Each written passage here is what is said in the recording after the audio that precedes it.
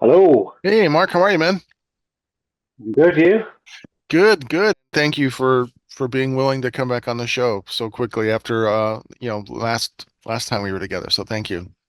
No, Yeah. no problem. Yeah. I've just had a shower because I just finished practicing drums, so I have my kit stored in a actually it's Blitzkrieg on it, and it's like a factory that Brian Ross works in. So yeah, I just kind of store my kit there. So I was teaching some lessons there, and then I just practiced. So I was a bit sweaty, so I was like, I need to have a shower before I do this. Like, Yeah. Is that is what you do? Are you a drum teacher? Is that one of the things you I do? am, yes. Yeah, yeah. Nice. So I find it's one of the because obviously with touring and stuff like that, it's quite hard to find a job where if you work for the man, then you're kind of like stuck in this sort of kind of like you've only got a certain amount of holidays you can take, so there's only certain kind of time you can take off and do tours and stuff like that. So for me, it was like just be a drum teacher. I mean, I teach in a couple of schools, and they're really cool about me going on tour and stuff like that. So it's yeah, it works out in that way. And Nice. I find I find with being a musician in general, you if you want to get somewhere, you've got to have a certain amount of sacrifice that you put into what goes on in your life outside of touring to be able to do it. Sure. So Nice. yeah, Is that a no class hoodie from like No Class in Cleveland? yeah. Nice. It's my Excellent. favorite hoodie, man. Like I wear it all of the time. Go It's like, Cleveland. There you go. yeah, man. Yeah, I love it. Excellent. It's a Fantastic. Good. nice size, and it's very comfortable as well. It's the best. That's great. That's good. Giving Cleveland a little love. That's fine, man. Yeah, That's good. Well, we're gonna have a good time. Chop Top is working, but we're gonna have a good time. And cool. yeah, we're just gonna have a good time. So, you are you ready to get into it? Absolutely. Let's do it. All right, I'm gonna do my awesome intro, and then we'll Cool. hit it. Sweet. Let's do it. This is Jarvis Leatherby from the heavy metal band Night Demon. You're listening to Heavy Metal Horror.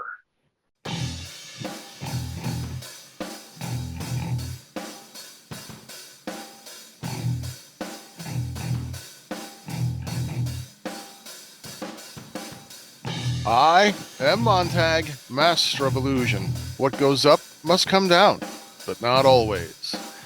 And you are watching and listening to a heavy metal horror. Oh, kiddies, we've got Marc Jackson back. That's right, Marc Jackson from Venom Inc.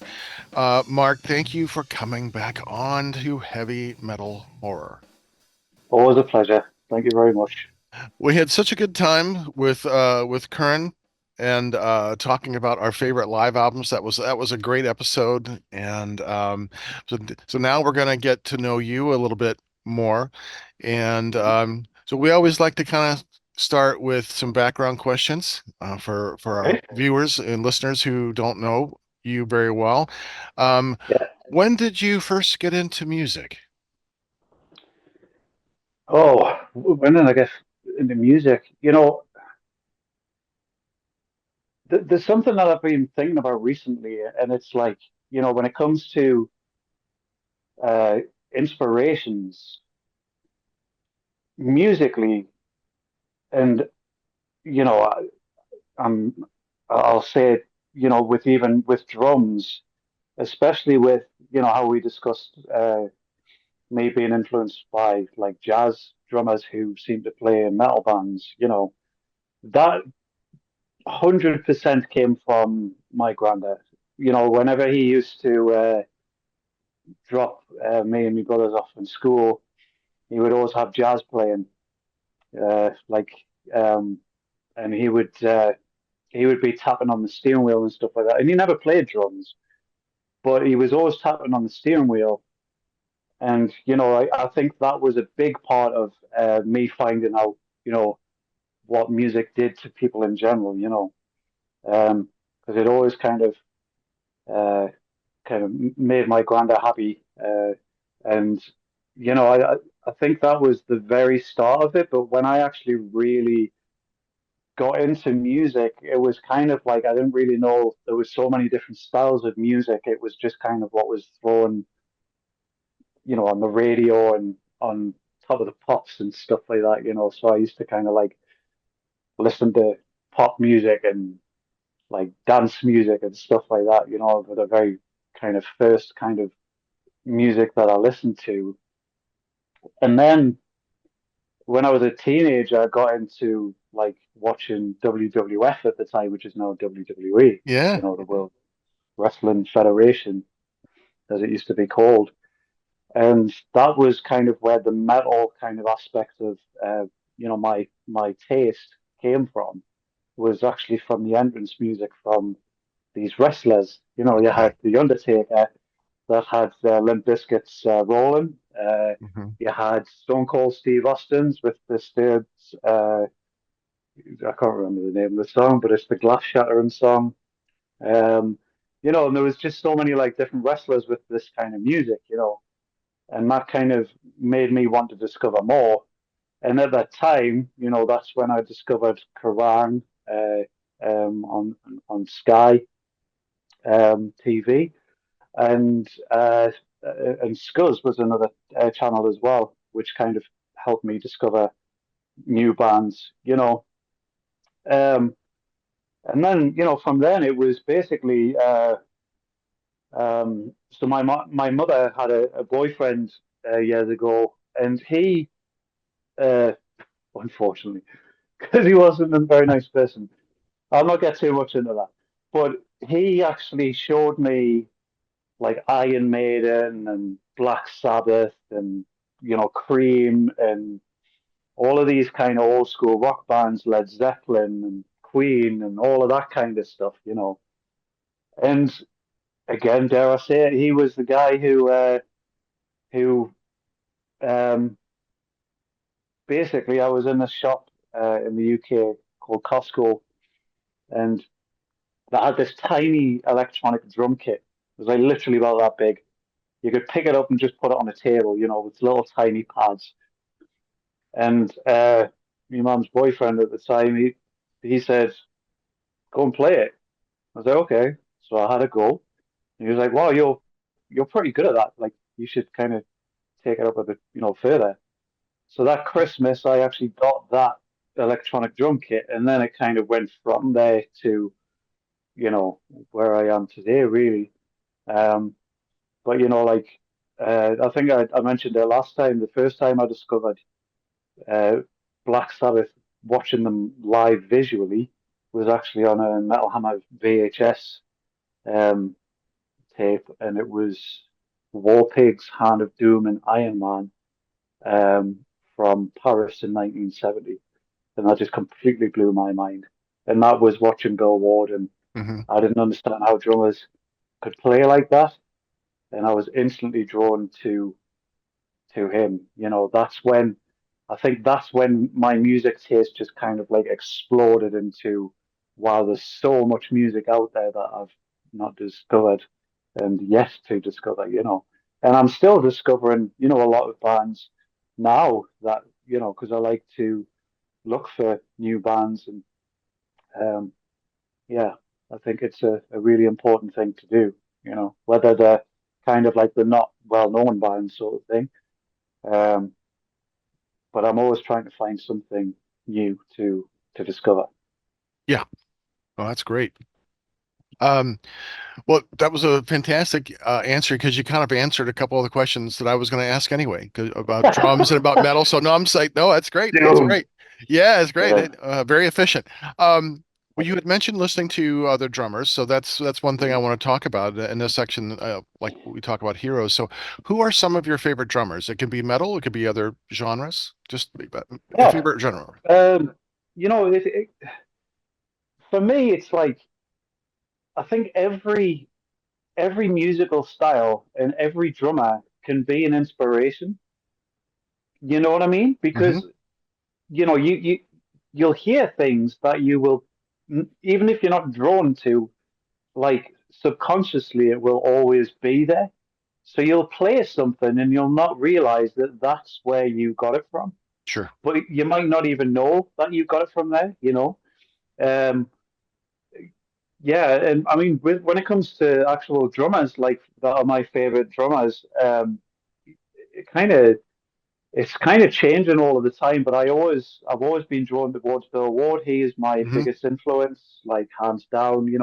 Absolutely incredible um, drummer style, especially in those times. He was playing things that you would only hear jazz drummers playing, and there you go again. The jazz thing crops up. Um, John Bonham, the thing is with John Bonham, and I hear a lot of people say this with John Bonham. When I first played drums, I wasn't particularly like, uh, I wouldn't say I wasn't bothered by him, but I wasn't drawn to him as Hmm. much as other drummers. Hmm. But as I get older, the more I appreciate how unbelievable he really was and how he was so in the pocket. Like he, everything that he played is like unchangeable. You cannot change anything he plays. It's just Hmm. exactly what needs to be on the songs. So he's a big influence.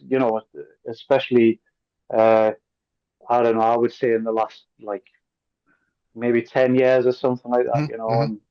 Hmm. And he's a big influence in the sort of feel and the groove and the power. Cozy Powell, a big one as well.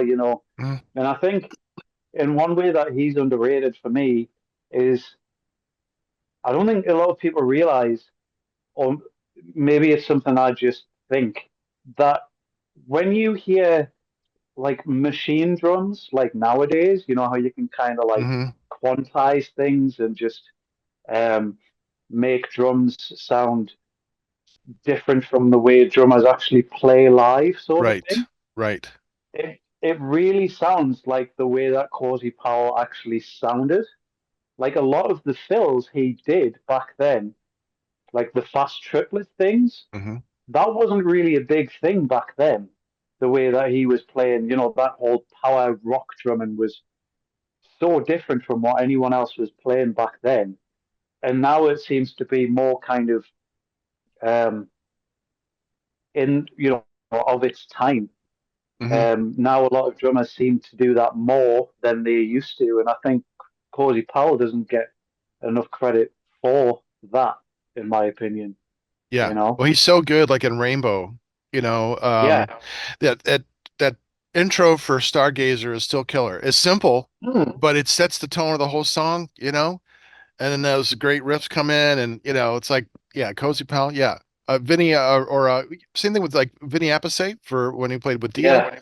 Um and right, another pocket drummer whose fills weren't like they weren't exceptionally complicated or overthought, but they served the song. They fit well for what he's doing.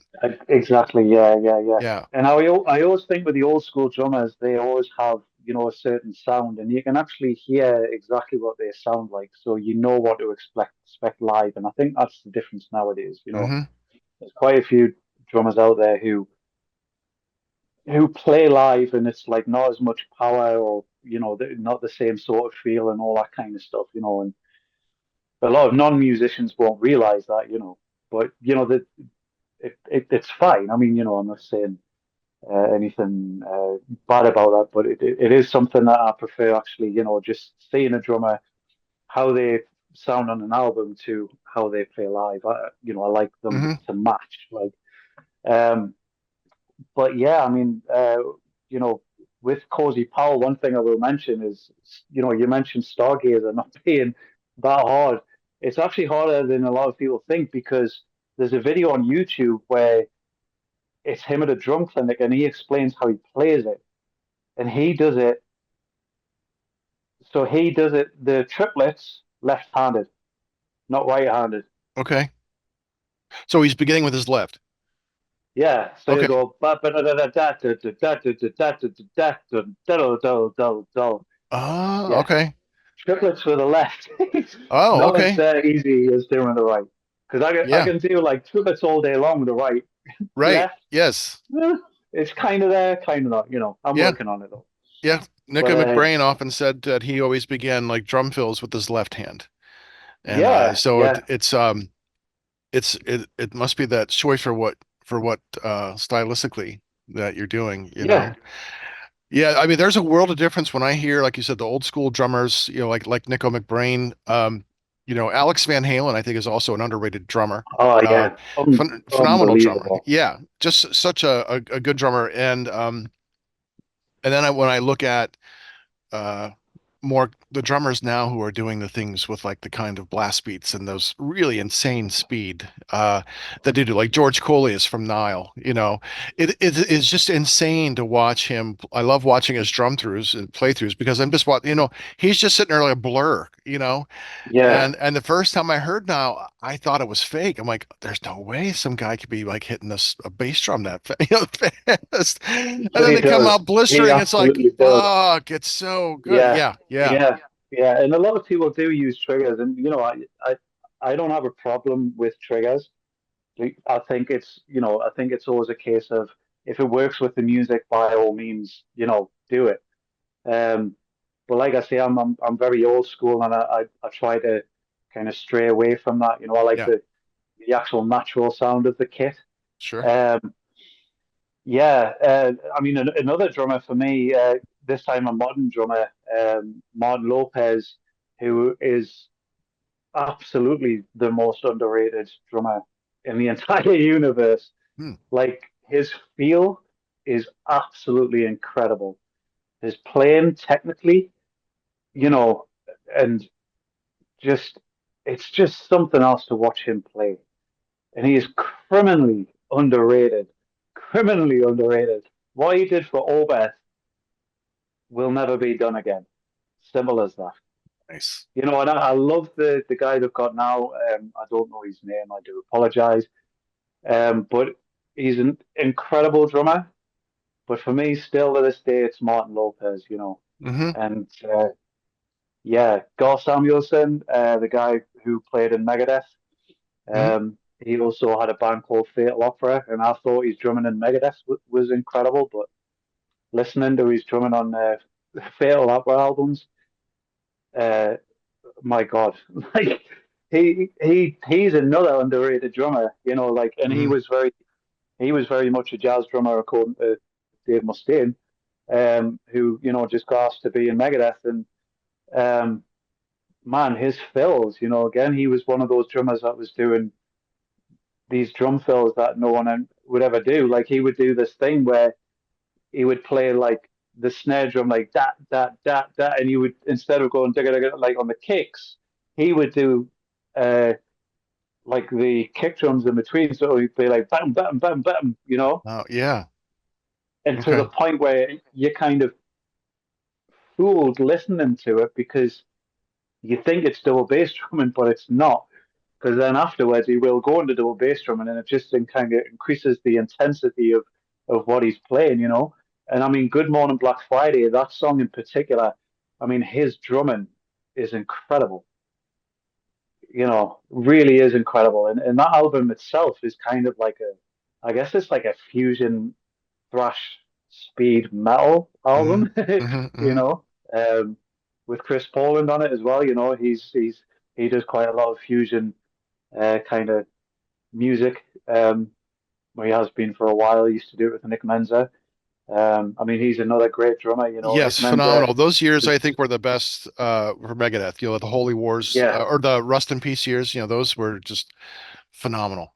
That was a great lineup. it was definitely their strongest lineup. And Yeah. Nick Menza was definitely one of those drummers who played in the pocket. Hmm. You know, like his bass drum patterns, his beats that he Hmm. played were just absolutely spot on for what the song Yes. needed. Very And they were tight. always, Very tight. yeah, and it was never like what you would usually play.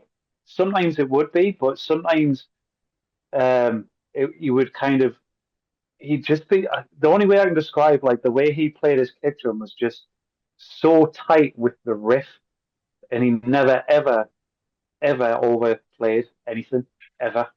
That's a temptation as a drummer. It's easy to want to overfill, Yeah, Uh, absolutely. right. No, no, I totally get it. I totally get it. Well, we've talked a lot about these great drummers, and in your time with all these bands, and now in Venom Inc.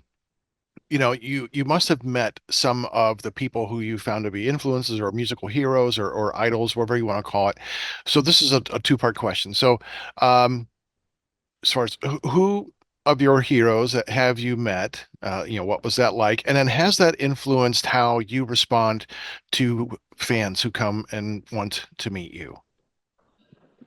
Yeah, absolutely. I mean, for me, I've never really liked the whole kind of, I guess, like rock star bullshit of, you know, we are the important ones. It's like the most important people in the music industry is the people who actually buy the albums and are fans of music as a whole, who actually put the effort in to go to the shows, buy the albums, um, you know, and it's something that shocks me when musicians don't appreciate that.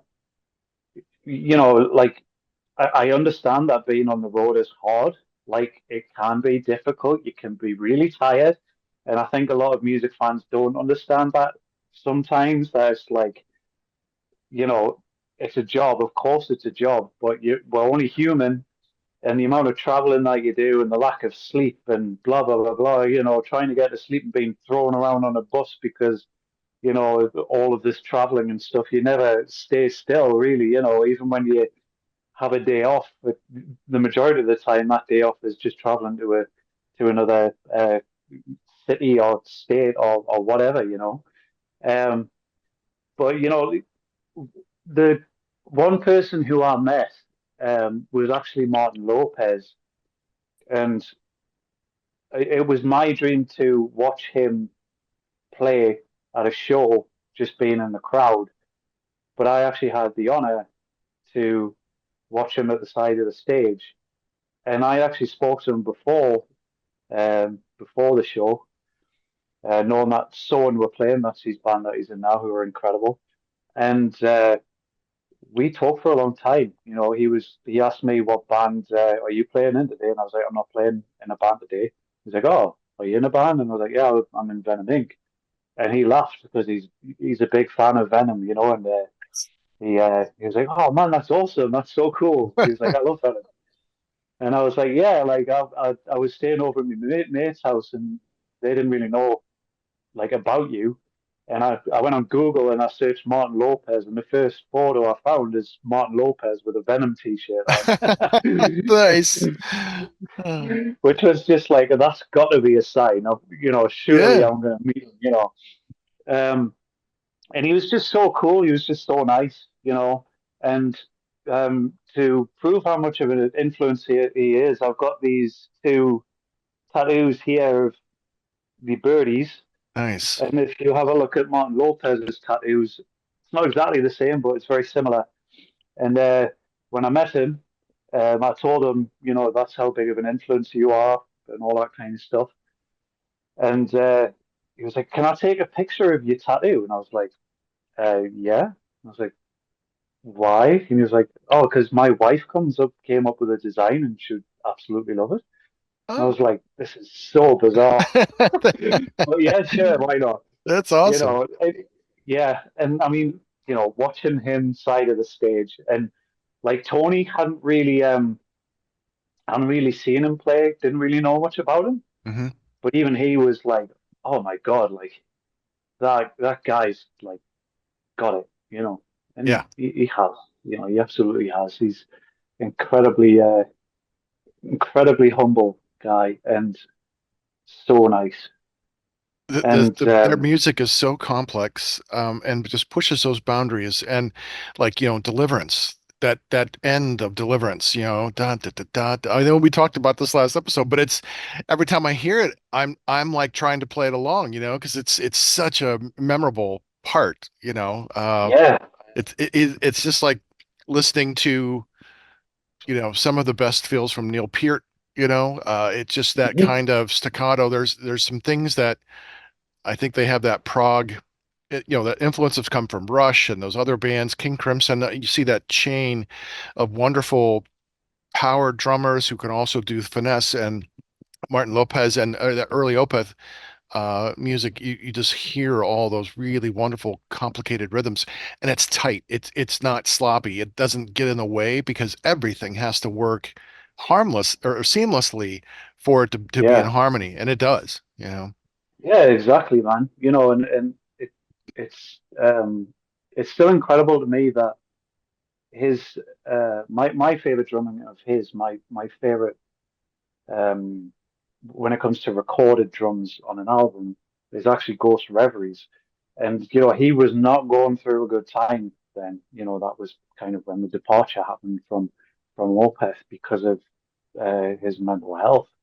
Um, which it's kind of upsetting to watch, but you could kind of see it when he's actually recording the Ghost Reveries album. That on the Watershed, sorry, on the Ghost Reveries DVD, or was it the Watershed? I can't remember. It's either the Watershed DVD where it's got footage of recording Ghost Reveries where they discuss what Martin Lopez was going through, and then obviously they got Axe. But his drumming on Ghost Reveries is beautiful. It is just Hmm. absolutely stunning. Oh yeah. Really, really is. And gotta hand it to him for going through such a hard time then, and to where he's at now, but also recording a performance like that on Ghost Reveries is mind blowing. Yeah, that's phenomenal. That's when I first saw Opeth on that tour. And it's just that was they always put on a good show. But I was just watching him because that's the only time sometimes you have to watch the drummer because that's the only time you're gonna get to see them play the fill or like how do you play this? You gotta watch. Yeah, And so it's absolutely. always nice, like, oh, that's what they do. And even Yeah, then I have to like, especially if I see like a recording of it, like I want to watch it a few times you know, and like, oh, yeah, oh, man, okay, absolutely. yeah, I think that's a huge influential thing. Is you hear from musicians all of the time. Oh, I went to go and see this band live. oh, Mark, Wanted to become a oh, there musician. you are. And when you Sorry, actually go and see a band live, yeah, I was just saying your audio had cut out yeah. So like, momentarily. oh, oh, okay, You're good now. yeah. So when you actually go and see a band live, that is hugely influential because you not only learn about the way these guys play, you're talking about performance wise, you're talking about the actual show as a whole, the structure maybe of the show, the non-structure, the spontaneity, the spons. My God, I can't speak. Spontaneity. The that's the one. Yeah, just like the whole show um, that you learn from, really, and you, like I say, you hear it all the time.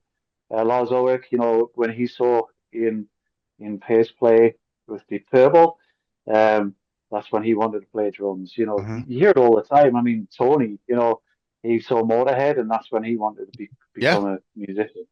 And it is the most influential thing to me. I've always been a huge fan of live albums, always have. Um, as I think, well, it's not that I think, I know that that's what you're actually going to hear, and that's how a band actually sounds because you yes, can't really,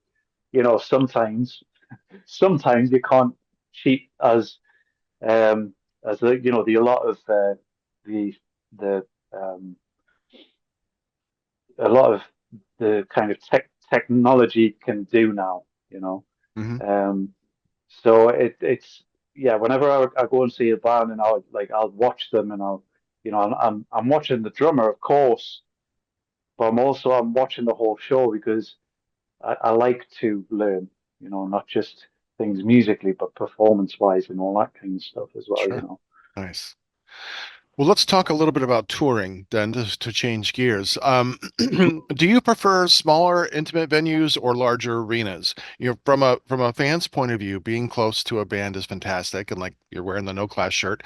But what's it like from your point of view? Oh, it's such a tricky question, because I think when you're not on a bigger stage. you can actually feel the energy and the vibe from the crowd, which sometimes, well, if it's great, it's amazing. It's like a complete sweat box. That's the part I love about the intimacy that you get from playing smaller venues. When you play in larger venues, it's kind of, I feel like you have to get into the zone more because you can get too comfortable where you kind of forget that you're playing in front of a crowd because you're kind of that far away, especially being a drummer. You know what I mean? Yeah. So it's because you can't feed off the energy as such, not in the same way. But I do prefer playing bigger stages because it's just something that I've always kind of wanted That's the to dream, right? do. I mean, you want to be a rock star. Exactly, You imagine playing in stadiums, giant venues, 10, 20, 30,000 people, that's the exactly, dream, right? exactly. Yeah. And the festival run was really cool because um, it wasn't my choice; it was actually our sound guy's choice, where we had four bass drums on the drum kit, I saw which that. I looks thought awesome. that's fantastic. I mean, it's like so metal, It's just like, oh, come on. I mean, it's visually so over the top. It's like Spinal Tap. Yeah, and it keeps it old school. That's the thing, Yeah. it keeps it old school, and I think that's the key to Venom Inc. is we are old school with kind of like a modern edge. That's what Venom Inc. is compared to Venom, which Venom Yeah. is old school. You know, Right. um, I mean, it's evident. If you listen to the album Ave or There's Only Black, it's evident that it's old school with a modern edge. Yeah. And I think that's one thing Tony mentions about me as a drummer and what he's always liked about my style is that I'm an old school drummer with kind of like a modern sort of head, as he says. That I'm influenced by some modern drummers, more old school drummers, and it's kind of like a combination of the two. hmm So he really uh, likes that about my playing anyway. You know, Nice. What is your favorite food to eat on the road? God, that is probably the hardest question I've ever been asked We're just getting because started. I'm kind of known in the band as the Hoover. Okay. Like even when I even when I was in Empire Evo, Mandis and the Demolition Man always called me the Hoover because if there was any leftovers, they would just pass it to me and I would just demolish it. And still to this day, I still don't understand why I'm not really fat. I mean, I'm quite tall, so like maybe that has something to do with it. But I really should be fat, but I'm not. But never mind. Well, you burn off a Yeah, lot of it would be. calories playing. I mean, of all Well, the that's musicians, true. Yeah, the drummers, they tend to burn off calories. But yeah. I think But there are some genetics. drummers out there, who are rather big. Um, Yeah. so I don't know what it is, but whatever. I sound like I'm disappointed, don't I? No, no, no. Uh, It's hey, everyone's got their answer. I mean, like when like Mark Friday from Jag Panzer came on the first time we asked him that, and but we found out that his favorite food is pizza. So like he knows what the tour is going to be, where he's going to go, and he kind of looks ahead to what are the best pizza places in that area, so that he always has some pizza to look forward to. So yeah, yeah, hey, yeah. everyone's got their own answers, and we just like to hear, like what It's makes kind everybody of a tick. difficult one. Yeah, yeah. It's kind of a difficult one for me, because when you're on tour, like it's very easy to just eat junk food, which I don't mind. I mean, I like junk food, but there's quite a lot of the time where I'll go, you know what it is? I actually really want to have a salad and like I like to eat healthy, um, especially if I'm on the road. But then again, if we're at a restaurant, I'll go all out and just have whatever, is kind of on the menu. you know. Nice. So I love pizzas, and I love Chinese food as well, So I guess those are my go-to. But if it's not junk food, it's salad, healthy shit, All right. Yeah, good. Um, What song do you most enjoy playing live? Um, oh, tricky one. I really enjoy playing There's Only Black. I think it's, as a song, is a very strong song to the point where we decided to open part of the tour with that song, Yeah, I think like it's on what the you opened second with part one of the tour. Cleveland, I think. Yeah, yeah, Yeah. yeah, yeah.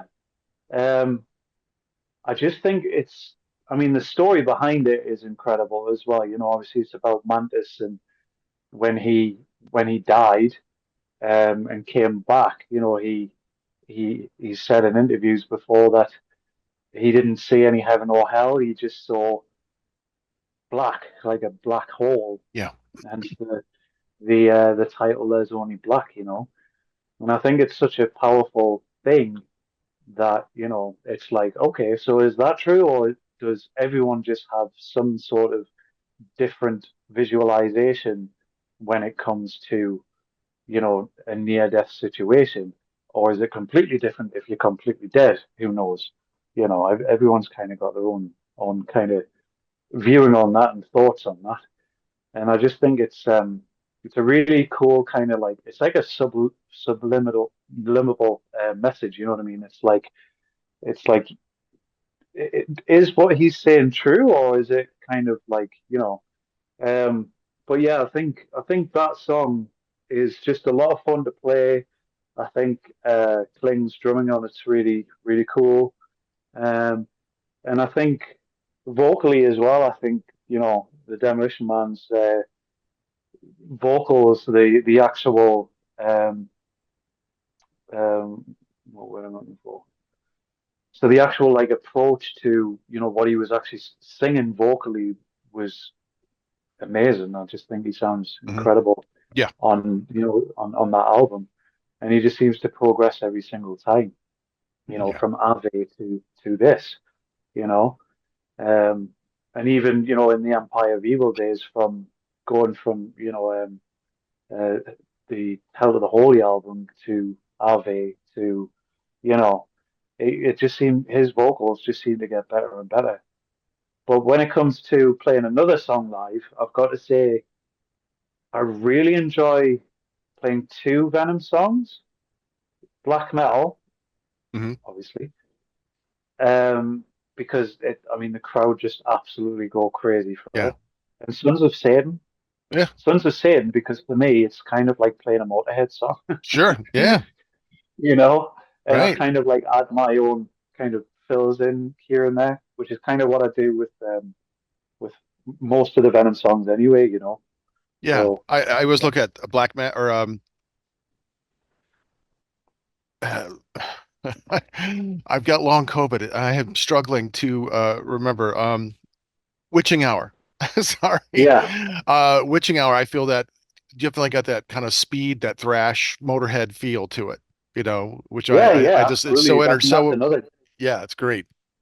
Yeah, I mean that's a great song to play as well, you know, and guarantee that the crowd love that one. I mean, it's a great song overall anyway, you know. Oh yeah. Yeah. Again, especially for the time it was out.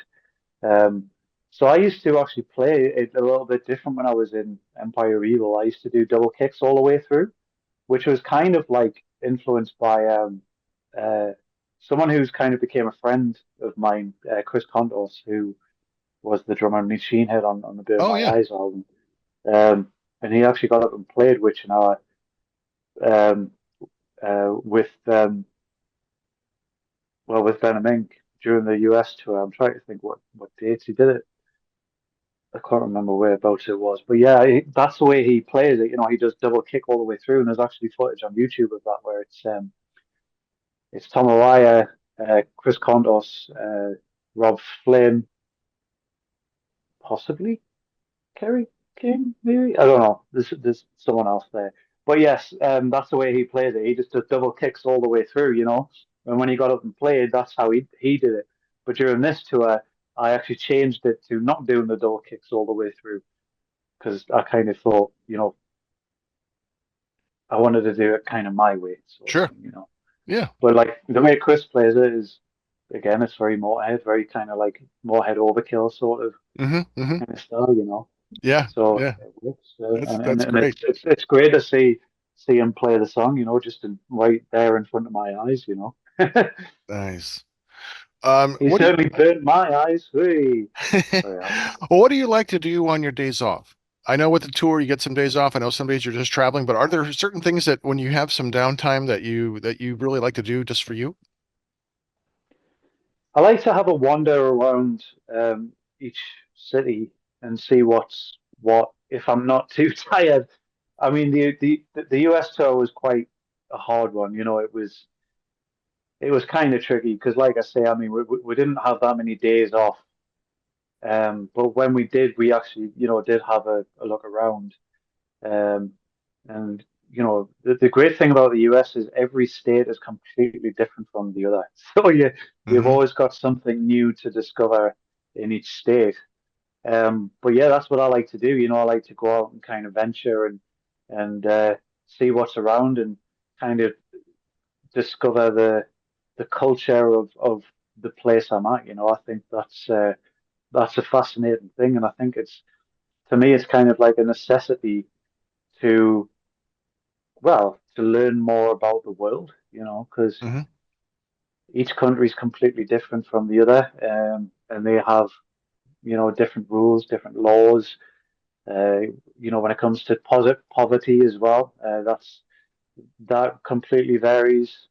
Um, and there's just so much in the world, to discover. And I think, if you just kind of allow yourself to go out and see what's what, and even, I'm kind of like a people watcher. I like to just kind of watch life kind of do its thing, you know. Yeah. And I just find it absolutely fascinating, especially um, having these opportunities to play in different countries and actually kind of see it all. Even like the way people talk to each other or treat each other. It's all completely different, and it's just so fascinating. So that's what I like to do. See, any sort of views I can see, whether it's like going up in the mountains or just anything, with history as well. Uh, I'm really fascinated with with history in general. Um, so yeah, that's what I like to do. I just like to kind of discover as much as I can, depending on where I am. Nice. And the last question in this group, what's in your rider? Some of the quirky requests that you like to put in your rider, special food, drinks, clothing, or maybe a couple dozen white roses like Mariah Carey. Well, a bottle of Jack Daniels is one. um, uh, yeah, towels, obviously. I mean, God, I think I would have any sort of musician on stage. It's got to be the drummer who gets, you know, gets the sweatiest, especially with having those lights on you whilst you're playing. Yeah. Oh my God, like the temperature. Man, I remember playing in the Empire Evil days again. It was called Night Fest, and it was part of. I don't know if you've heard of Night of the Vinyl Dead. Mm-mm. So they do absolutely incredible vinyl packages. Like, oh my God, like they have like pop-up vinyl, um, you know, cases and stuff like that, and it's just absolutely incredible what they do. And we were playing a show as part of like the Night of the Vinyl Dead thing, as Empire of Evil were on a compilation of the bands who were on the Night of the Vinyl Dead roster, if you like. And that was the hottest show I have ever played in my life. The last song we played was Witching Hour, and I literally just powered through it thinking I was going to collapse. Wow. I mean, it was ridiculous, absolutely ridiculous. I have never, ever thought I was going to collapse like that playing drums. No one had like You a know, fan or anything? no, Okay. Yeah. That might be no, something to add to the no. rider, or bring with It you on is on this the next rider. tour. Oh, to have No, a it fan? is. It is on the rider, and not always do you get a fan, and that it's going to be a tough gig, especially with the energy that we have to put into the shows. Because we go all out. Oh yeah. I mean, the Um, show was so good. I was expecting like an hour. You guys played an hour and a half, and it was just like energy, just just yeah, pure fucking energy from top to bottom. It was a great show. yeah, yeah. I mean, that's the way we like to do. Just kind of power through it, not rush to end it. Hmm. We obviously put on a show, and we try to make it the best it can possibly be for the people who have made the effort to come to the show. Another thing on the rider, I mean, I'm not very picky really, but um, so the drum kit is an obvious one. Like I like big drum kits. And I've never asked for four bass drum, but that sometimes seems to uh, you know get put on the rider on the sly from from others. And I think there's actually going to be four bass drums on the European tour Oh, coming. nice, Uh, nice. I didn't think you'd have enough room for it when I saw you at Cleveland. I'm like, oh no, no, Mark's not gonna be able to no, bring this. no. There wasn't enough room for even some of the your bannering, your badging. So Yeah, I'm I like, mean, yeah. part of the tour, like I came up with the decision to actually share the drum kit that we were using, which was Curran's drum kit, with the band Salem's Child, because the majority of the gigs, there wasn't enough room to fit two kits on, especially with the size of the kit I was using, Hmm. and especially with the Um, Scott, the drummer from Salem's Child, he had like a small drum kit. My God, the rack was ridiculous for such a small drum kit. But that's what he's comfortable with, so fair enough.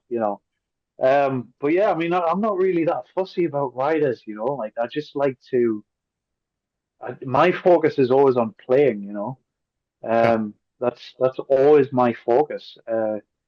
So drum kits, drum stool, obviously the stands, the pedals. I love Speed Cobras. I think Tama Speed Cobras are the best pedals going. Uh, so Speed Cobras are my go-to. Sabian cymbals, Vic Firth sticks. I love Vic Firth sticks. I love Pro Mark drum sticks as well, but Vic Firth are kind of my go-to now. Evans drum skins or Remo, but Evans drum skins are kind of the more go-to for me nowadays. You've got your own stick line, Um, right? I guess a signature stick, right? we're discussing it. We're discussing it. It's Okay. kind of like a trial. Okay. So like for me, I mean, I'm so thankful to the people of Collision to give me these sticks and put the time and effort to actually put the logo on and have my signature on the sticks, which is really really cool.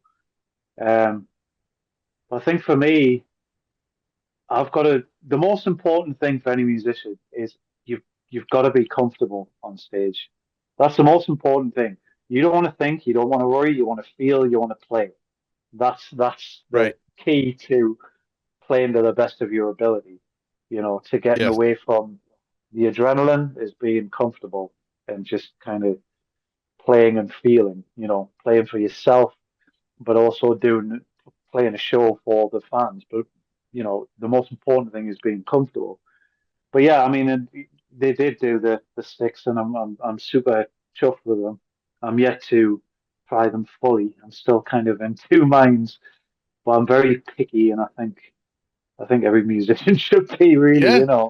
Right. No, I agree. 100%. I mean, when I played in some, college bands and we would go out and play shows and sometimes they wouldn't have a like a carpet or a mat for the drum set, and you would be set up on like card tables, literally card tables. And I'm like, we had to put like a cinder block in front of them. Like that is not going to hold it, and it was just so frustrating because I am so conscious now about the bass drum creeping. Every time I'm yeah, kicking it, and like I got two bass drums and like they're creeping. I'm like, well, I can't fucking play this. No, I totally, yeah. It's I the totally get worst. that. That Yeah, is the no, worst, mate, honestly. yeah, yeah. Yeah, It's I like, mean, yeah, when the kick when the kicks move, if the thing is, if the kicks move and the rest of the kit isn't on, so like your rack ons, if they aren't on a rack, you're doomed because it's not just the kicks that are going to move, yeah. it's the toms as well that are going to push the cymbals over, and you name it. There's Hmm. a lot of risk to that. Yeah, that's the worst. Oh yeah, I yeah. I've had that a couple of times years ago. Not nice. All right, we're gonna switch gears here. We're gonna move into Okay. some hypothetical situations here. Okay. Okay, the first one, you're on a desert island. What five bands' discographies do you want with you? Okay. God. Obeth.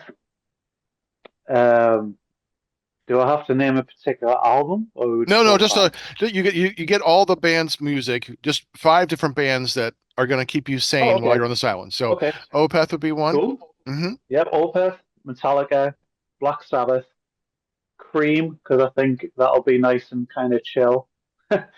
Um, Now it's going to get hot. So hold on. That's four, isn't That's it? four. Yeah. Oh God. Right. Okay. No, I'm stuck. Think. Ah, see, this is when I'm getting in all of the band's territory. I always think Queensryche put us in a good mood, so I'll go with Queensryche. Okay. Excellent. Excellent. Um, this is a brand new question. You've just won the lottery. What's the first thing you're going to buy? God. Oh, that is, you know, money to me is not something that I'm like majorly focused on. I mean, it would be really lovely if I did win the lottery, as I'm sure a lot of people would love that. God, uh, you know what it is? I don't think I would particularly buy anything for myself. I think I would buy things my family need. I mean, my mum's already just came out of retirement, so I can't really help her out with that. So she's already got that. But yeah, anything that kind of helps out the family, I would absolutely do. And yeah, just I think anything like charity or families, I think family would definitely come first, even before me. Um, but I would make sure that yeah, everyone else was kind of better off. I mean, I would quite happily, just live in a kind of normal house, you know, or mansion. I'm not really particularly bothered, but I guess it would be nice. I think I would probably get lost, to be honest, in the first couple of days. Right, right. But yeah, I kind of like the balance between kind of going out on tour and coming back to Earth, if you like. Having kind of the realization about what life actually is when you get off the tour. Yeah. I think that's kind of a really nice thing. Uh, so yeah, if that kind of answers your question, Yeah. I don't know why I would. I mean, would I get an awesome drum kit? Yeah, I mean, absolutely. I would get a Tama drum kit. Like, I love Tama. Tama's always been my favorite drum kit. Uh, yeah, I would just get a beast of a drum kit. I might go all out and just get like, the oh my God, I forgot his name.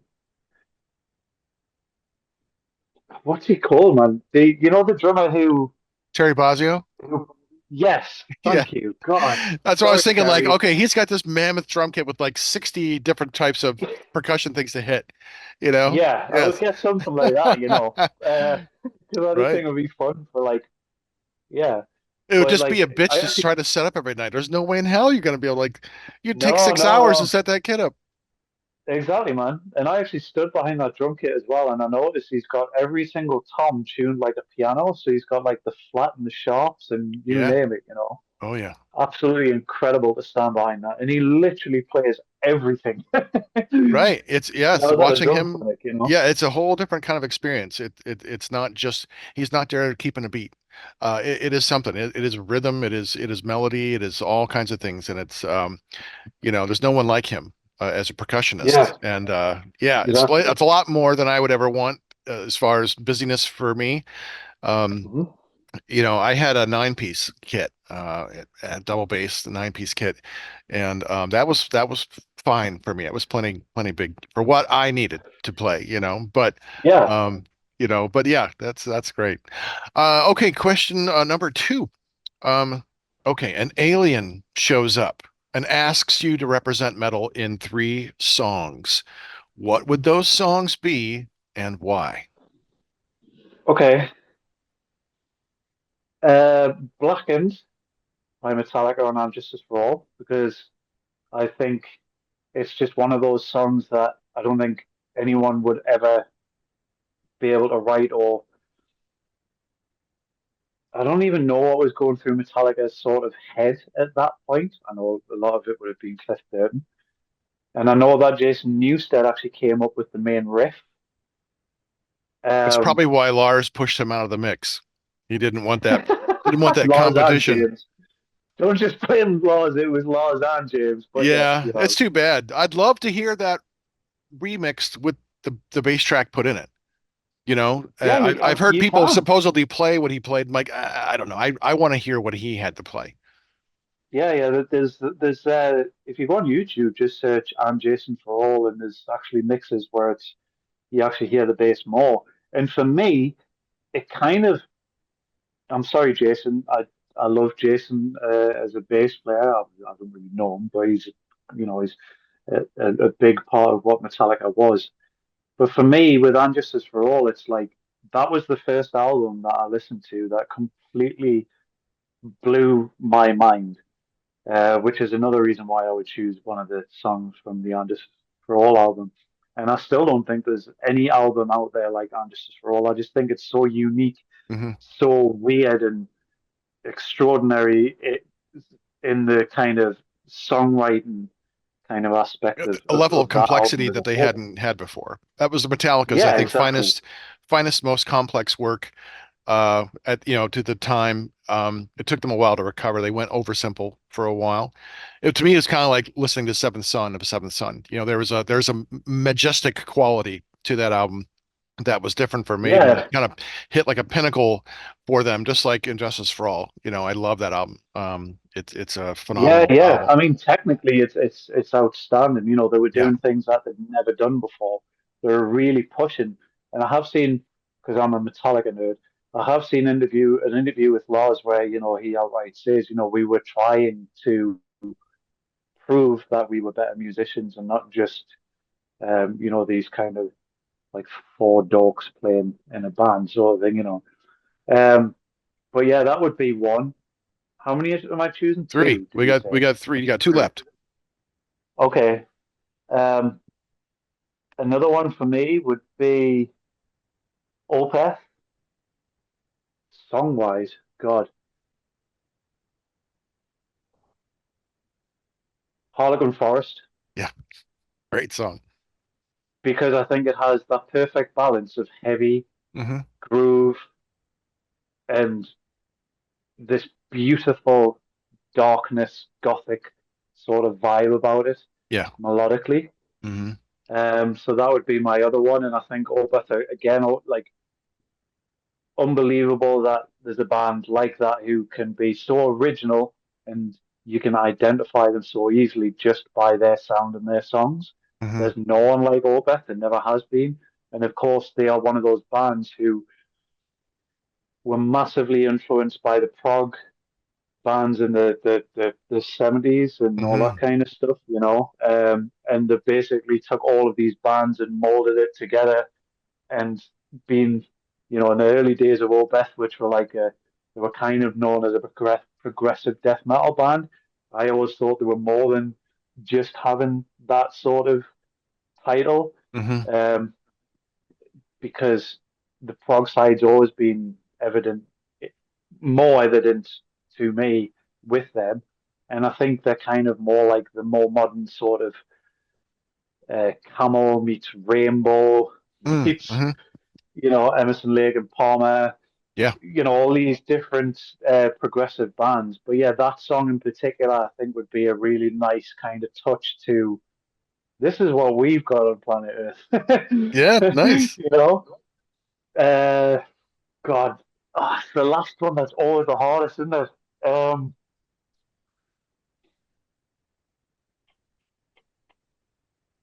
This is really difficult because now it hasn't really taken as much time to think about the other two because I kind of that was just kind of what sprung to mind straight away, but now I'm struggling.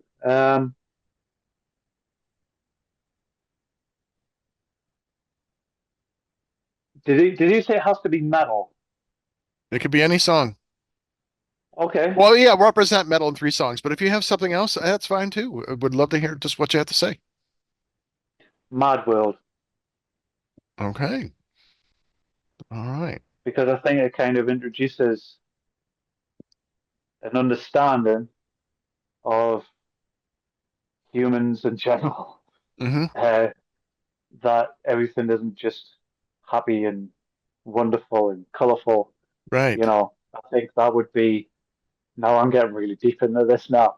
So I think it would be a nice introduction in the way of, you know, assuming that everything isn't just amazing and happy and wonderful on in their planet, that they could have that mutual understanding of, there's good and bad people in the world. We're not all the same, you Right. know. We Nice. all we all have the same colored blood, not all have the same colored skin. That keeps us all the same. But when it comes to a personality, it varies, and there's good and there's bad people. And also, I think it would be an understanding of how what would affect that is obviously it could be an upbringing or a trauma or something that's going on in people's lives, and hence the world, the song Mad World. I think that song just kind of is like the perfect title to what I think would be happening in any planet where anything or anyone existed. Nice. Okay, in the last hypothetical situation, if you could be any superhero for 24 hours, who would you be and what would you do with your day of power? Ah, man. Do I have to be like a superhero that exists? Well, if you want to make up one, that's fine. Okay, so my superhero power would be, because I think mental health is a huge thing that I think even people who work with in mental health professionally will never 100% get an understanding unless you are that person who is suffering in that in their own mind. Um, I mean, I am a person who has anxiety. Um, I do also have uh, medication that I take for my anxiety and depression. I've got a lot better than I was. I did go through a really dark phase not so long ago. Like I was talking, just over a couple of years ago now. So I guess I know my superhero power would be for people not to feel that emotionally and not have to go through that. If my superhero power was anything, it would be to cure mental health, because I think that is something that a lot of people don't understand, especially when it comes to actual people. Like a lot of, you know, the thing is with anxiety can hide someone's true personality because, and I'm not saying I'm like this, I have been in the past, but you can do things that you wouldn't usually do because of your anxiety, Hmm. because of maybe an insecurity or something like that. You feel anxious about something, that you'll say something that you don't want to say, you'll do something that you don't want to do. And I think mental health in general is a very serious thing that is sometimes overlooked and Hmm. uh, not realized by a lot of people. And I think one of the movies that was that I was particularly blown away by was Joker, because I Yes. think Joaquin Phoenix, and was the director's name Todd? Was it Todd? I don't remember the name of the director, but I Okay. really like the movie. It's so dark and depressing and bleak, and but you see one person just crumbling and just get Yeah, beat and down it's and beat all down. because, Yeah. yeah, and it's all because of what I'm talking about, which is, a lot of people judge so quickly and don't actually have that sort of thought of what is that person actually going through to make them be like that? Can I Yeah. actually do Right. anything, or like have an understanding with my approach to that person? You know what I mean? Right. We call it And I the think sin of that empathy in America. Right. yeah, When the yeah, MAGA movement where it's like telling people, not to be, the sin of empathy. I'm like, no, no, yes, no, I totally get it. And there's still a lot of stigma attached to mental health issues as well. And that's something that, as we're having this discussion, because I suffer with depression as well and have had anxiety, so I understand. And those dark days, it's a victory if you can, like, take a shower, so I exactly. completely get it. But it's working through and talking about it and being open about those things hopefully sends a message to other people to not. And I think this generation coming up, Gen Z and Y, they're much more open about who they are, exploring their identity or their fluidity, and they're much more accepting of one another. So I think the hope lies in the younger generations. Not to be an old man, get off my lawn, but you know, for people in my generation, were raised by people who said, "Don't express your emotions if you're a man. There's no such thing as depression." Yeah, Those kinds of yeah, things. man So up, man up. Yeah, yeah, I yeah. hear So that. I hear right, that. right.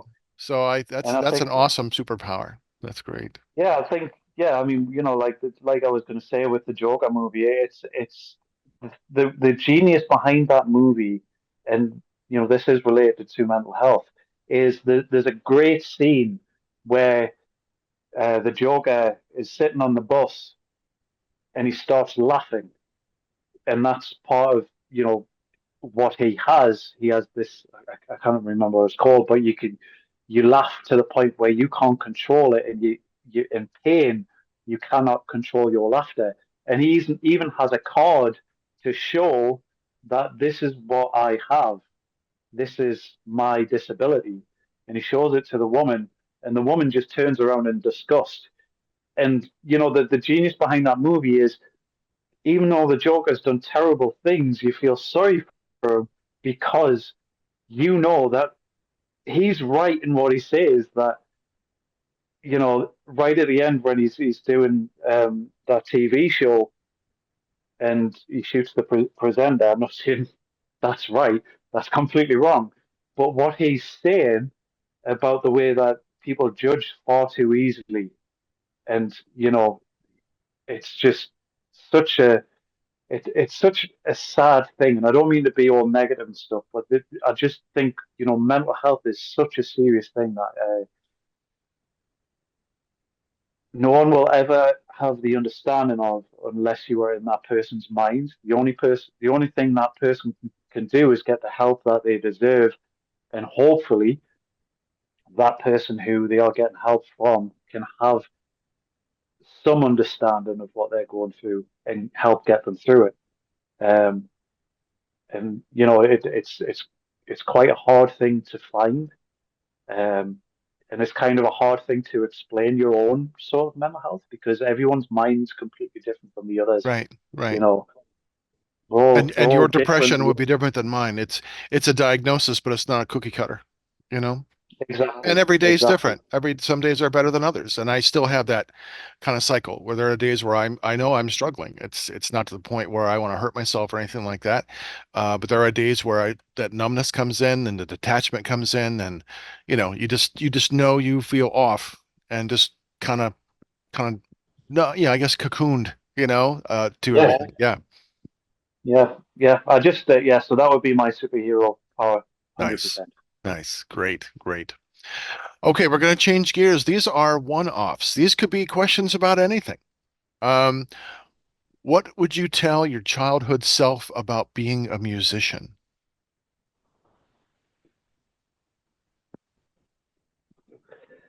Uh, God, my God, that is a tough question. We've got some fun ones coming up, so don't worry.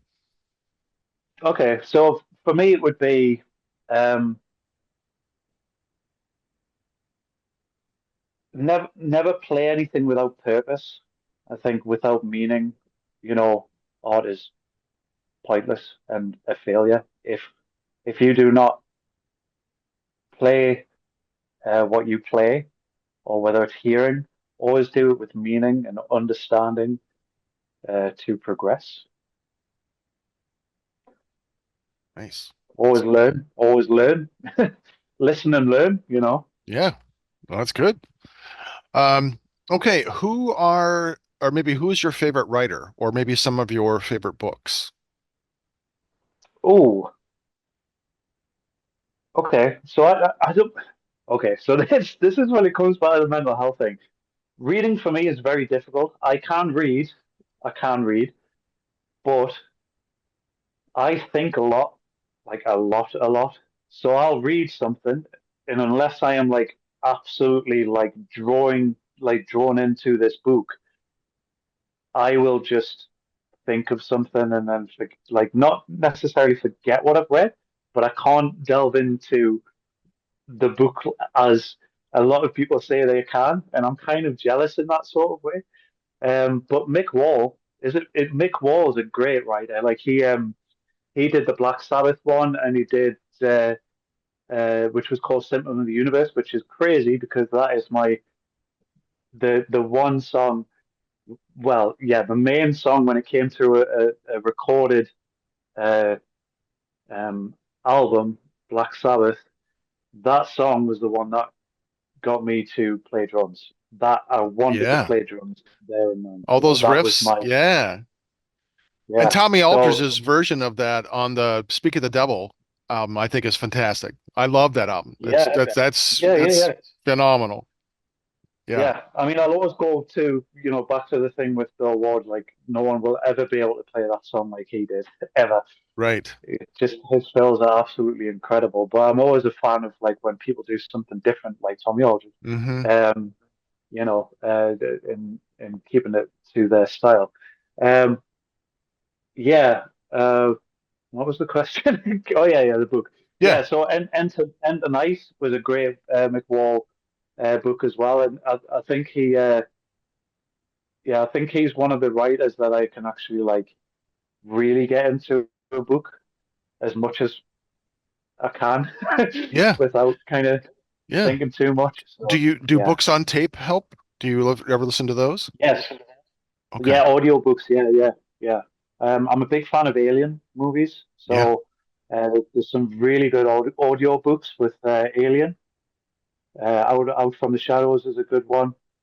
Um, uh, there's there's quite a few of audio books that I would listen to, like podcasts. Podcasts are great for stuff like Hmm. that. I think that's something that needs to be looked into as well when it comes to people with anxiety, because I think that's a very common thing, as I've heard before, where it's like, you know, they kind of struggle to read things unless Yeah. they're really, you know, really into it. And I think podcasts and audiobooks are really good for that, because kind of it's weird, it stops you from actually thinking as much as you do when you're just kind of Right. reading words. No, I get it. I see. I like the There's a couple lines when I hear like from the BBC or they do like a radio drama or a reenactment or it's a company called Graphic Audio and they take big comic books like Crisis on Infinite Earths or Civil War, and they will do like a 6 hour version of that. And it's with voice actors and sound effects and a narrator. It's like going to a movie. You're like listening to a movie, you know? Um, See, I could listen to those, but I can't listen to someone read to me. I could read, but listening to Yeah, someone just talking, I'm gonna just zone right yeah, out, yeah, you yeah. know? So no, I get it. That's That's what great. I love about the that's what I love about the Alien audio book that I was listening to, because it's actors, actually Yeah. in the audio. It's not just someone reading a book, Good. you That's know. awesome. I'll have to So check it's into kind that of like because a movie. Yeah, yeah, I'll send you a link. yeah, that'd be awesome. Thank you. Yeah, I love the Alien franchise. Yeah, that's really good. Yeah. Okay, let's do with which non-music celebrity would you most like to have a drink with? Joaquin Phoenix. I Nice. mean, I think he's the most underrated actor in the entire universe. I would put him, you know, in the same sort of level as Jack Nicholson. I think he's just absolutely incredible, and he seems to be very creative. He just seems fascinating to me. I think he's one of these actors that really treats what he does as art. Mhm. I think he has that very artistic sort of character about him. Yeah. And he's very kind of weird, and I'm kind of very intrigued Yeah. I've never to seen a bad know. performance. I mean, No, I loved him in Her, in Gladiator, the Joker movies. I like both Joker movies. I like Folia too. I really like that. yeah, I think the problem for me with that movie is that the audio was so bad for the first couple of songs, even to the point where it was like Lady Gaga's voice was put in tune. It's like you're talking about Lady Gaga here. I Yeah. mean, she could sing. She can sing. She does not need that. And it was No. so obvious. Maybe not to people who understand that kind of part of what goes on in the studio, but that was off-putting. Um, but the movie itself, I thought was pretty cool. Hmm. I didn't really have a problem with When it. you I kind realize of what's like the going on, ending like as well. why there's a musical, like, oh, I get it. I get it. Because everyone was like slamming, it's a musical. I'm like, what the hell, a musical? And like once I Yeah, see why they're doing music, I'm like, oh my God, it's like genius. It's just yeah. genius. Yeah, So I loved it. there's a Joaquin Phoenix movie where he actually He's the rap, or he's the art, the musician. yeah, yeah. Yeah. I'm trying to think what it's called. I don't What was remember it called? but he spent like a year and a half or 2 years like doing it and Yeah, and and not telling anyone that he was shooting this yeah, mockumentary. And like yeah. people like It's called the it's called I'm Still Here. okay, because people were I mean very uncomfortable seeing him do interviews because they just don't know how to like get him to talk, and he's just so bizarre in that character that he was doing. Uh but Yeah, yeah, it's like Andy Kaufman, like in the 70s, when he just embodied that character to the extent where it didn't matter what people thought. He was going to live that art. And no, that's great. Um okay, just one more in the one off here. Uh Outside of music, what hobbies do you enjoy? okay. So for me, I enjoy. I don't play football as much as I used to, but I do enjoy playing football when I actually have the opportunity to. Basketball, I like basketball. I used to play for clubs when I was a kid, which I did pretty well in, playing for national basketball team, um, and kind of played for the year above for a football club, which was a bad idea because if you're playing with in a football club or any sort of sport and you're playing with kids that are older than you, they're not going to listen to you if you tell them off. And I was very much that goalkeeper. I was just like trying to control the defense and stuff like that, and they would just kind of tell me to fuck off, because I was just this little kid. Um, but yeah, I love to watch. I'm very picky with my movies, so I love Bram Stoker's Dracula is one of my Yeah. favorite all-time Hmm. movies. I love that movie because it's kind of like a dark romance, but a kind of a horror with dry humor in it. Yeah. I love the Alien franchise. Yeah. The Thing, great Hmm. movie. Oh yeah. I love watching music documentaries. I absolutely love that. One of my favorite ones is A Year and a Half in the Life of Metallica. I think that's one of the best. um, back behind the scenes sort Hmm. of footage you'll ever see when it comes to bands. I love watching live DVDs. Um, I'm not particularly into me superheroes as such, but I love watching Batman movies, and I think the last Batman movie was absolutely incredible. Yeah. When I heard that Robert Pattinson was going to be Batman, I was Hmm. like, oh no. Yes. But my God, did he play a good Batman Yeah. and a very dark Bruce Wayne. And he didn't say much, No, it was and I good. loved it. I loved it. It Yeah, was it was done very incredible. well. I too was like, oh God, the Twilight guy is gonna play Batman. But then I saw The Lighthouse, The Dark Knight. and Well, yeah, I'm yeah, like, oh my yeah, God. So you got two. Willem Dafoe is just a phenomenal actor. I'm like, okay, it's just these two guys for 99% of the movie.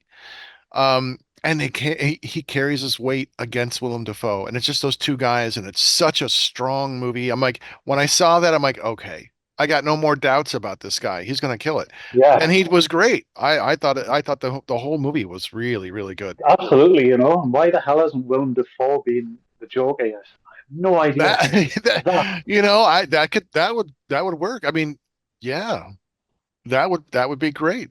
I could see that. I'm gonna send you a picture that someone's photoshopped of Willem Dafoe as the Joker. And Okay, my God. no, And the thing nice. is, it's not just one of these people that would look good as the Joker.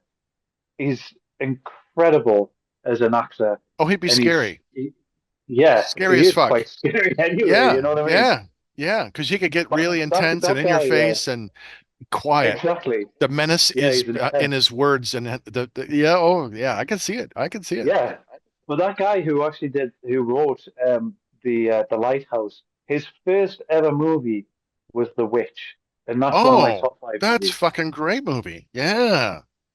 Absolutely incredible Yes. because Yeah. you're drawn into The Witch, but it's not just about the witch. No. It's about the family. It's about the relationship Yeah. between the family, the poverty in the family. There's so much going on that you're kind of distracted from it, and Hmm. then you're like, ah, okay, And it's a you slow know, burn, and it gets yeah, more and more intense, and it's weird, and there's a tension to it that's uncomfortable and uneasy, and the cinematography, it all works together. No, it's a beautiful film. yeah, Um, and I just became such a Anya Taylor-Joy fan watching her performance there, and have enjoyed watching her career. But yeah, such a strong movie. yeah, And yeah, yeah. yeah, nice, nice. I mean, the Uh other thing, I mean, the other hobby for me, I mean, God, I mean, I've already mentioned two outside of the, well, three, I guess. I actually like learning other instruments, you know, so I'm kind of learning how to play piano, keyboard. Uh, I can play a bit of harmonica and a bit of guitar, you know, so I think that's a really important thing when it comes to being a musician anyway, you know. Um, I don't like to be stuck in a box. I like to kind of spread my wings and fly, nice. That's if great. you know what I mean? Yeah, yeah, I Just do. learn as much as I can, you know, Right. absorb as much as I can. Yeah, I took a piano class when I was in college, and I couldn't do it. I can't read two lines of music and have two things. As a drummer, it's funny because I can play different rhythms and things like that, but I couldn't read two lines of music and have one finger doing hand doing this. So that's why I'm a rhythm guitarist and not a lead. Like, my fingers are not long.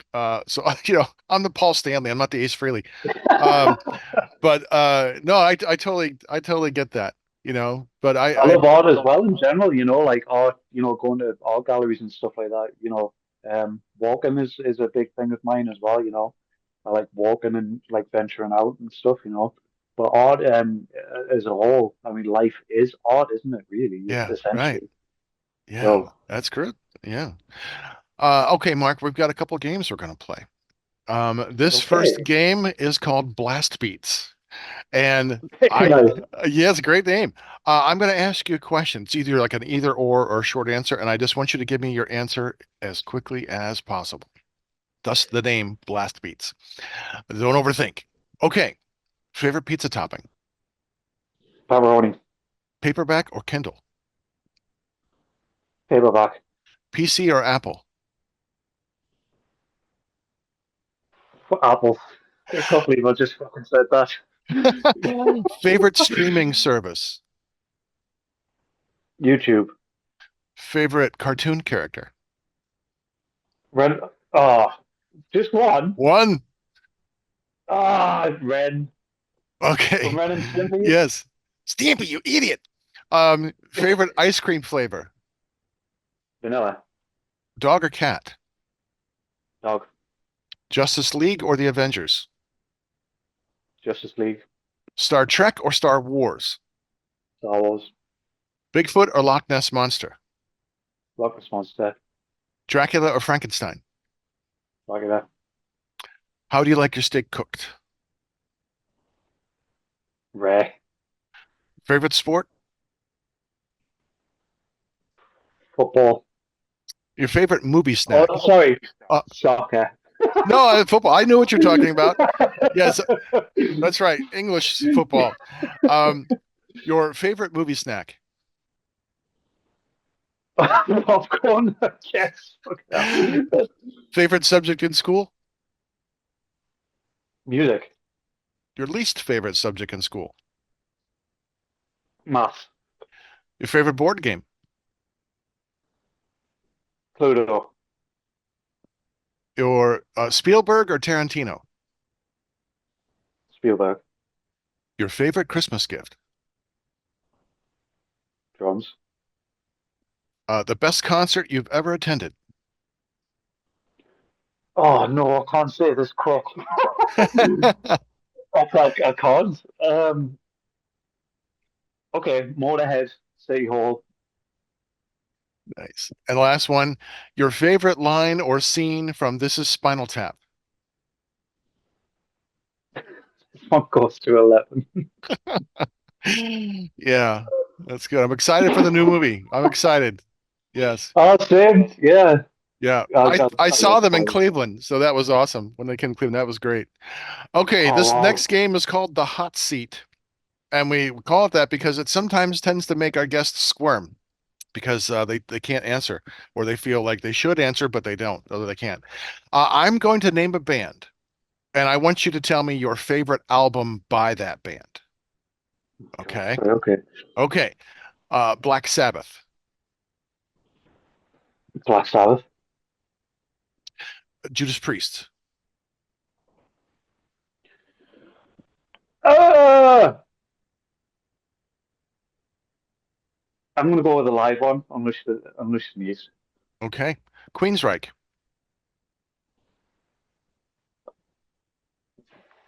Operation Mindcrime. Iced Earth. I cannot comment. It's fine. Motorhead, Ace of Spades. Carcass, I can't choose. Dio,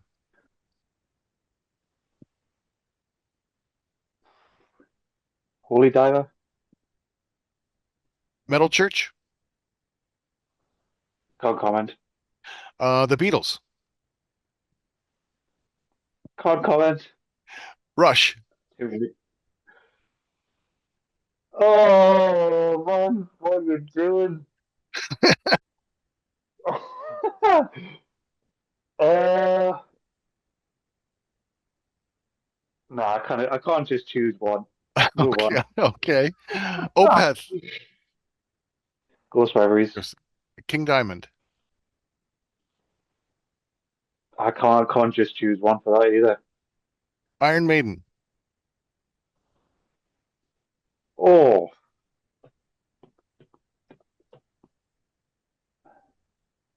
I can't. I Now can't you're choose one. experiencing the I'm hot sorry. seat. Yeah, it is. Testament,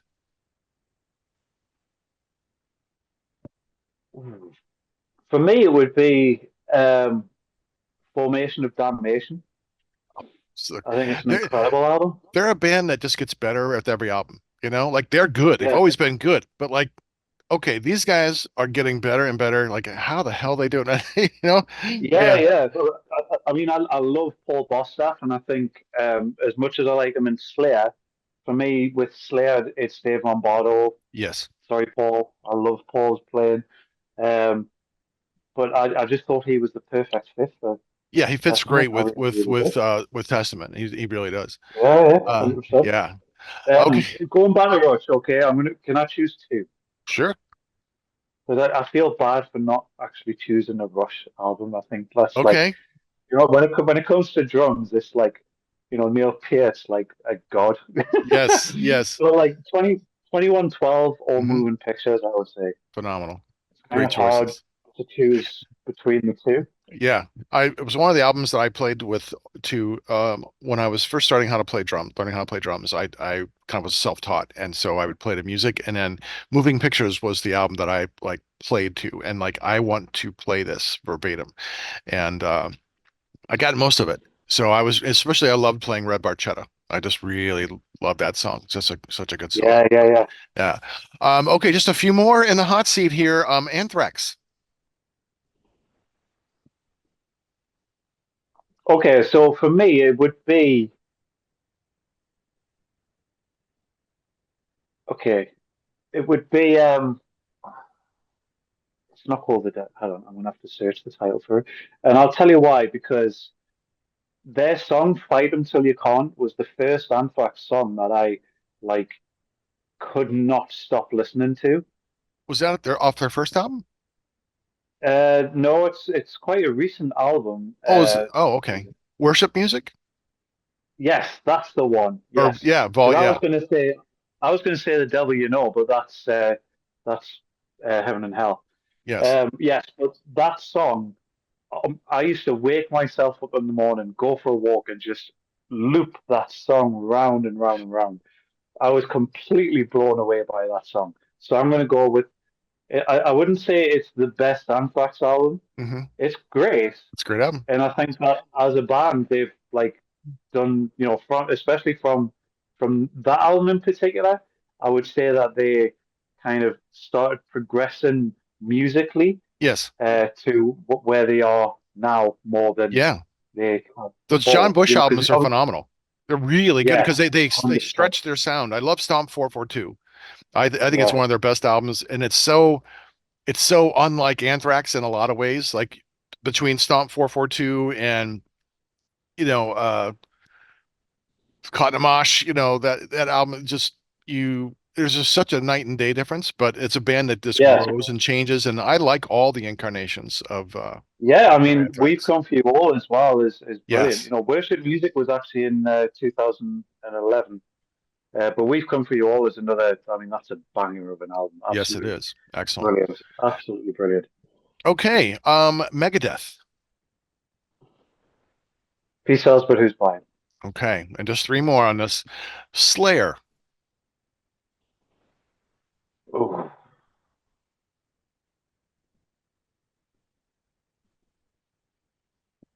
the Season of the Abyss. And Kiss. Can't comment.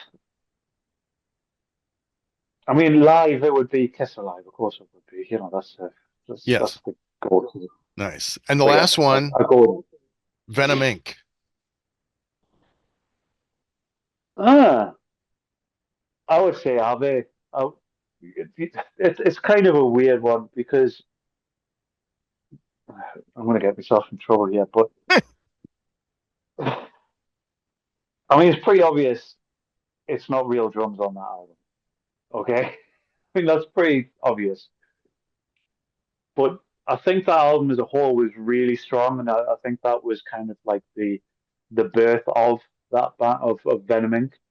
And I think there's some really killer songs on there that will probably go down as classics when it comes to Venom Inc. That you kind of can't not play live. Yes. Like the song. I mean, well, I say the song Ave Satanas, which we haven't actually, myself, Corinne, and Tony haven't actually played together live. We have sound checked it, Yeah. but maybe we will play soon. Ah, Um, nice. that song is just so catchy, simplistic, powerful. Yeah. Um, and then you've got Forged in Hell that I love, The Evil Dead. which is another movie I absolutely love, by the way. Yeah, such a good Not so much franchise. the mo not so much the last one that they released. I thought it was a bit Evil Dead mixed. Rise. Yeah, Yeah. I just The I just remake was okay. It was unnecessary. I mean, I liked all the blood. I actually was really surprised by Evil Dead Rise. I wasn't expecting anything on it, but I was like, oh, okay, there's some scary moments here. It's not yeah, necessary, but yeah. it was better than I expected it to be. Like, It'll I never beat the classics, man. no, Like that ever. first one is the best. Yeah, when we do often do horror theme shows. I definitely want you back on a horror theme show if you got the time. I know you're going Okay, to be touring for most of this coming year, but let's we'd do it. love to have you back when we talk horror. We'd love to have you back because it's you definitely are steeped in that horror. You love horror, and that's great. We've got one last game to play with you, Mark. Here, I'm not using the royal we. I'm used to having Chop Top with me. This is called Name That Festival. Venom Inc. is Okay. playing a festival with two other artists. I'm going to spin the wheel of mystery to find these two other bands that I'd like for you to name that festival. So I'm going to pull it up here and I'm going to share my screen. Let's see. How do I, there we go. Share screen. There. All right. So I'm going to spin here. So it's, Ooh. yeah, can you see it? Yeah. Ah, okay, nice. Okay, so the first art is Venom Inc. And it looks like, oh, come on. Oh, Spinal Tap. Oh, that's fantastic. Nice. And one Yeah, yeah. more. Yeah, it could be anybody on here. We've got everybody in the world.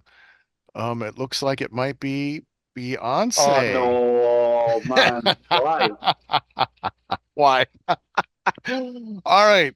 That's great. So now we got Beyonce, Spinal Tap, and Venom Inc. all playing the same festival. What are we going to call that festival? Well, I mean, the tour is called Beyond the Black, right? So of course You're going we've to got say to have Beyonce in there somewhere. Beyonce to the Black? Beyond that, to mix the words Beyond there? spinal, beyond spinal tapping. Beyond Spinal Tapping. Nice. Oh, fantastic. Fantastic. There you go. Oh, nice, nice. Well, we've only got a couple questions left. We're going to start winding things down. So, okay, this one's about fandom. We're all fans of other artists, as we've talked Yeah. about. What is your favorite piece of memorabilia? Some kind of autograph thing or a shirt or something from a show you were at. Do you have a favorite piece of memorabilia? Yes, I do. Going back to seeing Motorhead at the City Hall, Lemmy chucked a towel out, and this was my first experience of Motorhead. He chucked the towel out, and I caught it. Didn't know what to do with it. I was a kid, and I just kind of stuck it up my jumper, and um, I kept this towel in my cupboard in a carrier bag in my cupboard for years, and it absolutely stank. So I thought, I can't just keep it in my cupboard. What am I going to do with it? So I eventually I washed it, and I use it as a tour towel, Nice. That's cool. and it was lemon. So Excellent. that is the best memorabilia I've got. Nice, nice. Um, and our final question that I'm gonna ask is what one piece of advice would you give to someone who wants to become a metal drummer? Okay. Um, Because you're a drum teacher, so you must field this question quite a lot. yeah, I do. Yeah, I mean, for me, music is music, and I don't think you should always just strive towards one style. I think it's so important, especially if you want to have that original kind of style to your playing, to kind of venture out and discover different genres and different drummers. There's so many incredible musicians out there, whether they're drummers or guitarists or whatever. I think every musician is inspirational to other musicians. That's how you learn. You don't just learn from the instrument, you learn from listening to different musicians and music as a whole. So I think that's to me is the most important thing, is to be open-minded musically. The other thing, which is the obvious thing, is practice. Don't let yourself get so frustrated, and don't ever think that you can't do it. Always push yourself to be able to do it, because there's a thing called muscle memory.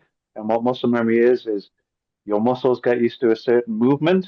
So if you actually get the correct movement to whatever you are trying to achieve, say if it's a drum exercise or anything like that that you're struggling with, if you play it right, that is part of you progressing. And the only way is up if you keep going. If you get to that point where it's like you go, right, I give up, then that's it. You're done. Never give up. Always move forward. Never look back. Nice. Excellent. Excellent. And before we head out, um, could we ask you to do a bumper for us? This is Marc Jackson of Venom Inc., and you are watching Heavy Metal Horror, something like that? Great. Absolutely. Thank you. Hey, this is Marc Jackson, drummer of Venom Inc., and you are watching and listening to Heavy Metal Horror. Excellent. Thank you. Before we do our outro, I just want to thank you again for spending some time with us today, and I'm so excited that Venom Inc. is going to be hitting the road again, and hope to see you back in Cleveland on a future leg later this year. Yeah, absolutely. Yeah.